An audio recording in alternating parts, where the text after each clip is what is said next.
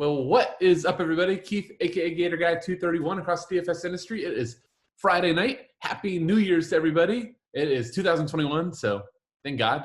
Let's jump into what is really a weird three-game slate. Not only did we have pricing change, but realistically, we just don't have teams that we necessarily love to target. So it should be interesting. I think it's a slate that you need to be paying attention. You need to be flexible and just, I think, stick to a process, like have a plan. I'm going to try to outline what my plan is going to be for the slate. Hopefully I do a good job. Before doing that, I just want to thank everybody I had a ton of support after, I don't even remember what day it was, but I think it was Tuesday, but got that 4-game lead slate. Was very fortunate enough to qualify for King of the Pitch. Outlining a ton of the stuff on this preview. So that was a super cool thing. Hope a lot of you got the bend me action that I shouted out in some of the lead stacks. Was awesome. Looking forward to, King of the Pitch isn't up for a while, but doing like a special preview for that. So thank you for those that reached out. Should be fun. All right, let's jump into these picks. Just a quick reminder, bottom right of the screen, hit that subscribe button if you haven't already. We have tons of free content for you at FSI. So let's start with the odds like we always do. Maybe this can help unlock some things. So first game is Palace hosting Sheffield. Sheffield, the worst team in the EPL, although you can really say that Bromwich Albion is the worst team, but in terms of, play style, but record-wise, Sheffield. So we have Palace as a slight favorite, plus 107. Sheffield, plus 277. Whopping 2.25 total. That wasn't low enough. We got Brighton versus Wolves. Brighton is slight home favorite, plus 161. A 2 total. Yuck. And then our biggest total, we have to wait forever for, which is also the lineup that we need the most. But whatever. West Brom hosting Arsenal, plus 507 is West Brom. Arsenal, the biggest favorite on the state, is minus 162. And it is a 2.5 total. So we have no totals over 3. Which often means goals are going to be at a premium, which in my book and how I play DFS soccer means I'm not going to try to chase the goals. So we're going to be talking a lot about floors. Obviously, I'm going to skip over a lot of the goal-dependent guys. If you have a gut feeling of a guy that you think is going to score, you think that guy is in a great position, or you just find a cheap guy that you think he has a great upside, go ahead and play him. Like, this is not me telling you not to, but this is mainly a cash optimal. You're playing head-to-head, playing cash games, playing single entry. This is, me outlining those things. So I'm going to start off I'm going to go by position, but I'm going to try to talk about what I'm going to be looking for as we go. So at the forward position, look, if we knew Bukayo Saka was a lock and load and definitely in without Willian, without Pepe, I think he would be fine and probably a lock at 10-7. But with that uncertainty, if Saka shows up and Willian is in the lineup and you have 10-7 for Saka, you are going to be tilting your face off. So I will just say this. There's a good chance that I'm going to start with Saka in my cash lineup, but I would have room for multiple pivots. So you need to have Saka and then maybe your utility left, or Saka and maybe you're paying down a defender where if, Willian shows up, and let's see, Williams at 8,100, so you have 2,600 different that you could pay up another spot and use that Saka. Because at 10-7, Saka is priced for a monopoly of set pieces. And the reality is if Willian or Pepe are in with him, and it's not Martinelli on the left like we've been seeing, then Saka is overpriced. So let's try to so just with that in mind, let's try to talk about guys that are not overpriced. Zaha needs a goal or assist. He's unfortunately a great player, but goal, really, he's scoring dependent. Gross, price is gross. 10-2 is way too much versus Wolves. I think he's viable, but to me, the first thing I want to see out of the slate is what Palace does. If we get Eze without Townsend, then I think at 9,300, as gross as it is to say, we're going to have a set value here. I'll get to a value in this game. I think Eze is 100% play. Potentially on a monopoly of set pieces, good open play value, 9,300. While that looks gross, it's not that bad. And vice versa, if you don't see Eze and we see Townsend, I think Townsend at 900. Well, again, it looks overpriced. You got to keep in mind, all these guys are going to be a little bit overpriced.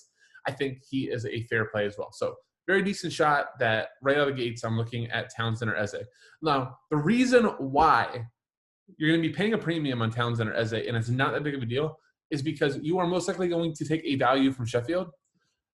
When they decrease prices, they also even decrease the prices on the only underpriced players on the slate even more, and that's the midfielders from Sheffield. I think there's a really good shot that we get either Osborne or Ampadu. They've been splitting sets with each other. Now, if you see Fleck on for Osborne, then Fleck and Ampadu would split sets. And if you see Norwood over Ampadu, then Norwood would take those. But Sheffield always likes to take end swingers. Just always the only thing I've ever seen them do for like the last 3 seasons. So if you see Ampadu and Norwood are the ones that take the left corner end swingers, and then Fleck and Osborne are the ones that we take the right swing end swingers. So I'm praying to God that we get one of Osborne or Ampadu. I think we're going to get at least one, and that will be one of the plays that you play. And at that point, the salary structure of the entire slate just opens up. So, you know, all the bitching and moaning about all this, the pricing, as long as we get either Ampadu or Ben Osborne, it's not that big of a deal. All right, so let's go back to forward. So talk about Palace. Aubameyang, goal dependent. I think the guy that I really, really want to play, and again, low overpriced, but I think Pedro Neto is by far the best play on the slate. He's on the cover of this video. He always gets a share of set pieces, whether Moutinho's in, whether it's Podence, doesn't matter who it's in. He always gets some share of set pieces. He has a route to a monopoly of set pieces. If you do not see João Moutinho, sometimes Podence grabs one, but I think Neto also has great open play value as well. It's just one of the more talented players that we will see out of these 6 teams. So Pedro Neto, lock in my lineups. Most likely looking at another Palace player, either Townsend or Eze. Saka is going to be the big play that swings all these lineups. I'm just going to tell you that right now. Like, figure out what your Saka lean is going to be. You know, here's the other thing. If you decide to play Saka and, you know, you don't want to play Willian, you know, you can always play Aubameyang and pray that he breaks his goal drought. You know, if it's going to happen, maybe it's West Brom. You know, I kind of threw this out on Twitter, but I had this, like, postulation that, like, when you have a team like West Brom that bunkers so much, that it's that much harder for a striker to find gaps and to really, you know, strikers like Aubameyang aren't going to, like, have, like, 6 or 7 shots versus Big Sam. Like, Big Sam wants to allow these teams to swing the ball in or to shoot from deep. He does not want them to have gimmies in the middle. So, you know, I think it's a little bit harder for Aubameyang or Lacazette or whoever starts up top. You know, I'd favor the wide players. All right. Trossard, if you see him in without Gross, he probably would split with Sally March. I think 8,400 again. Everybody's gonna be a little bit overpriced. I think he's fair. He's not somebody I'm, like, looking forward to going to. I really don't want to force Brighton or Wolves players outside of Pedro Neto, and I'll go over Ruben Neves in a minute and maybe some defenders, but I don't want to force Gross. I don't want to force Trossard. I think March is probably the only other guy in the game that I'll be okay with. But this is the lowest hold. This is the 2 total. So let's go down. William, let's just see what they say here. Full training and available. So see, that's like the news that you don't really want to see if you are considering. Sorry, I did not mean to close that out. Let me pull that back up. Apologies, guys. That's not the news that you want to see if you're taking or you're planning to play Saka. So, you know, as I'm even talking, I'm more and more, like, talking myself out of Saka.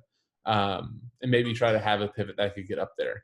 Okay, so anyhow, let's see where we're at. So going down, Traore is okay. Pepe, if in, would be a really nice play at 7,300, in my opinion. Look, I should probably said this too. Arsenal is the other big decision on the slate. So Arsenal is priced up the most of any other team because the matchup. Like, West Brom has been bunkering like hell since Big Sam took over. So I'm not crazy about Arsenal. Here's the thing, though. I don't want to overpay. Like, I'm really thinking that some sort of, like, a quote-unquote balanced build where you're using that Sheffield United value and then just grabbing some set takers is probably going to be how I'm going to like to build. You know, so at forward, Martinelli is starting, but again, you're not going to know till the end. Podence at 7,100 is very okay. There's just going to be, like, a lot of really okay plays. I really think that how I want to start out with my forward pool is Neto and probably a Palace guy. Just taking advantage of, you know, the best player on the slate, in my opinion, and then the second biggest favorite on the slate. I'm trying to figure out Arsenal later. I don't think there's any punts down here. Actually, there is one punt I want to bring up. Ryan Brewster had a heck of a game last time out versus Burnley. 7.9 floor points for 4,400 is really, really good. Maybe he comes into play if we don't get, Ampadu or Ben Osborne. Other than that, I just don't think that you're necessarily going to need that type of value. All right, going to midfield. Going to be some of the same guys. I think there's a really good chance that you have a forward eligible guy in your midfield. Potentially. Maybe not. I don't know. Maybe. Yeah. I'm trying to think of my holder. See, I'm really not married to my holder. I think I have NATO. I think I have Eze. I have Osborne or Ampadu. Doesn't matter who. Solly March is a guy that's really kind of making my head scratch. All right, once you take out that you're going to pay $8,800 for Solly March, I've been trying to say, I think I've said it 6 times. You've really just got to take the price filter out of your mind. You can make builds work. So just kind of think less of the price and more of the type of construction and the overall build that you're going for. Then I can't pay $8,800 for Solly March. Well, if the pricing didn't matter, would he be one of the top 6 guys on the slate when it's looking at floor? Probably yes. So if you can make him work, then just do it. That's kind of the approach I'm going. We'll see if it's smart or if I'm, flushing money by the end of this. But I think Solly March, close to a double-digit floor. It's not the greatest matchup versus Wolves, unless Wolves go up 1-0. Then Wolves will bunker, and Brighton might have some huge scores. So that would be the ultimately nice. Trying to think of game flow for you. Willian 8,100. He's staring at us again. I think he's a nice play. Pereira, I don't think Big Sam likes him. Didn't start now the last 2 games. 8,300 is overpriced for being the biggest dog on the slate, but I would call you crazy if you played him. Potence, again, another guy that I brought him at the forward pool, but I think he's in play here. And this range is just kind of gross. Smith Rowe's been okay with him. He just hasn't played 90 minutes for Arsenal. The guy I really want to just kind of talk about is Ruben Neves. Somebody that Storm and I have been playing a ton in Wolves showdowns, and it's been working awesome. But now we have 4 straight games with 9 4 points for 5,400. Look, there was this little stretch, if you go back here, where they were playing him out of position. They're playing him off the left. Now that they've done this 4-2-3-1, he's getting to play his natural kind of holding defensive midfield position, and he's just dominating. He's getting his longer range shots. He's getting tons of tackles, interceptions. I think Ruben Neves is really one of the better midfielders in the league, not from a DFS perspective, but just true talent. 5,400, it's not a great price or a great deal, but if I told you that you could lock in, 7 to 10 points from a guy and it would fit your lineup in a lot of ways and let you still get set takers and fullbacks, you probably would take it. So I think Ruben Neves, you could do a lot worse. João Moutinho might get some love at 5,200, just considering the prices on the slate. I'll say this, if for some reason that Pedro Neto was not in, João Moutinho would be a lock. But so that's something we're going to keep our eye on. There's our Sheffield guys. Schlupp, I'm never going to play Schlupp. Milojevic, I don't think at this point we can really ever give him corners for Palace unless we don't see Townsend and we don't see Eze. Otherwise, he's going to be a central line midfielder. I just don't think it's the play. And then we also don't know if he has PKs anymore. He wasn't on the field the last few PKs. Zaha had them, made them all. So I think that Zaha would still take PKs over Luka, but we'd have to see. Let's see if anybody else. Matt Phillips maybe is on sets for West Brom, but I don't think that that's worth holding a roster spot for. I'd much rather just take one of the Sheffield guys over him. Yeah, I think that covers the midfield. All right, defender.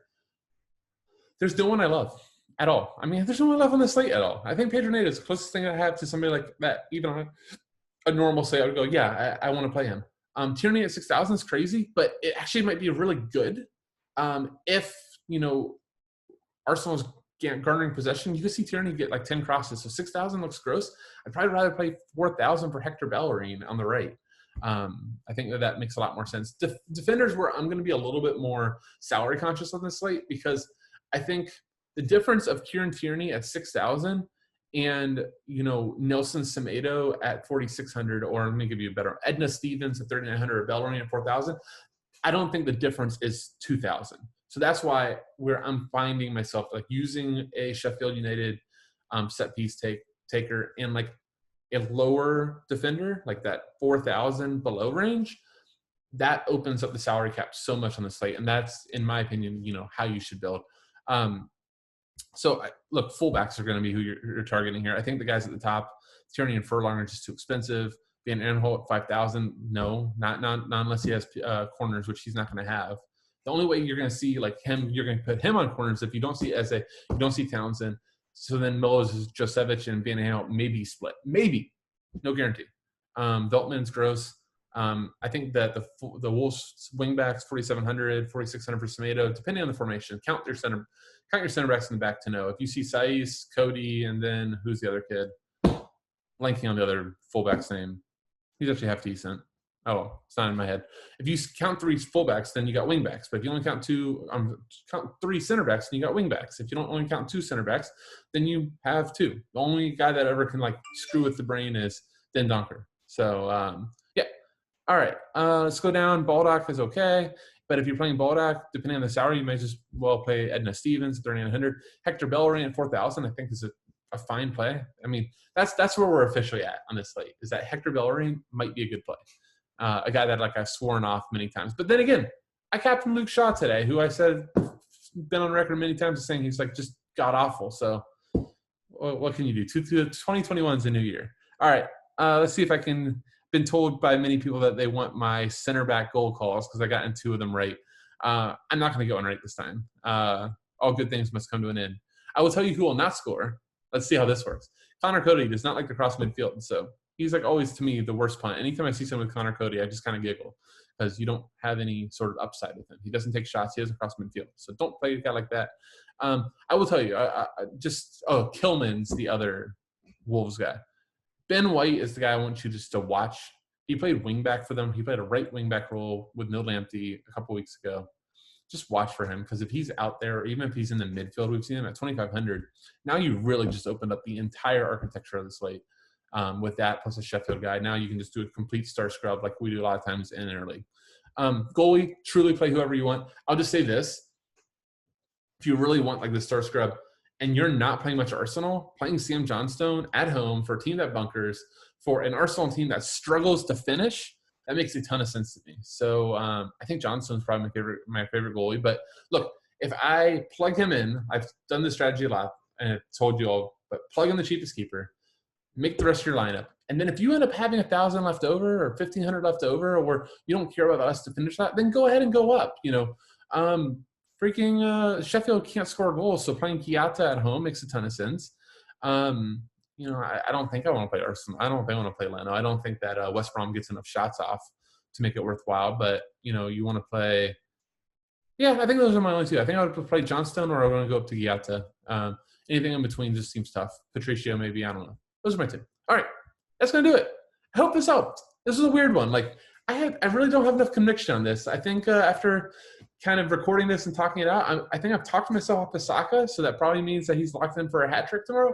But again, hope this helped. Thank you guys so much for watching. I promise as we get more slates and we get better pricing that there will be more conviction like normal on these previews. But I do appreciate you all watching. So once again, Keith, a.k.a. Gator Guy 231.